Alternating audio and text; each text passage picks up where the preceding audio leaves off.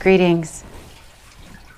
I'm Phoenix Alexander, certified Qigong instructor. Many of you have asked me, what is Qigong? It's a bit of a mystery because not that many people practice Qigong, but it's growing in strength in the United States. Anciently, it was practiced by warriors as a soft style martial art. And what they used it for was predominantly for healing. It's also a very meditative form, and it helps to increase strength and focus and stamina. Additionally, anciently, the warriors used it to help them connect with their higher source, which was the highest form of Qi. One of the things that I like about Qigong is that while it's not a religious practice, you can include connecting with your higher source toward the end of the form, where you would invite your higher source to send blessings on your body, on your practice, on your life.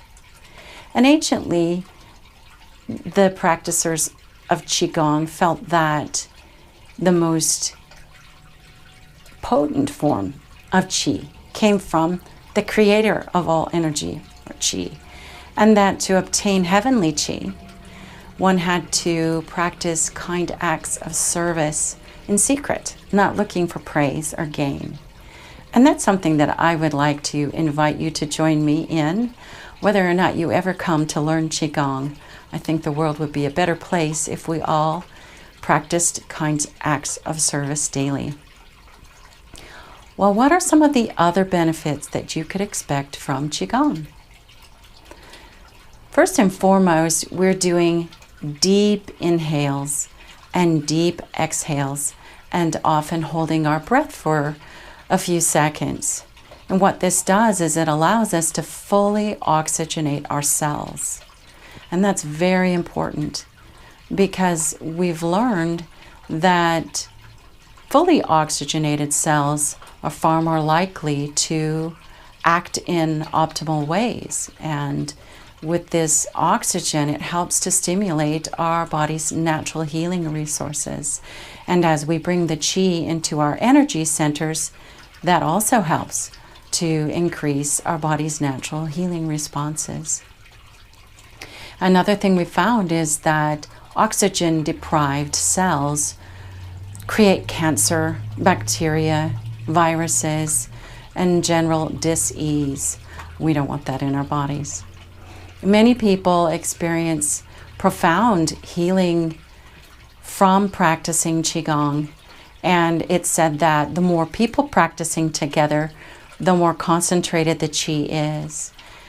My first experience with Qigong, I was with 300 people, and it was such a powerful and deeply moving experience that I decided I needed to become a Qigong instructor. Some of the other benefits that you can expect are it helps to increase bone density in our bones standing, and it helps to increase flexibility in our joints, and particularly in the spine as we do some turning movements, which are slow. Some of the things that people are concerned about, I hear this, is can I do it? Will I be able to keep up? Will I embarrass myself by not being able to do the moves? And the answer is yes, you can do it.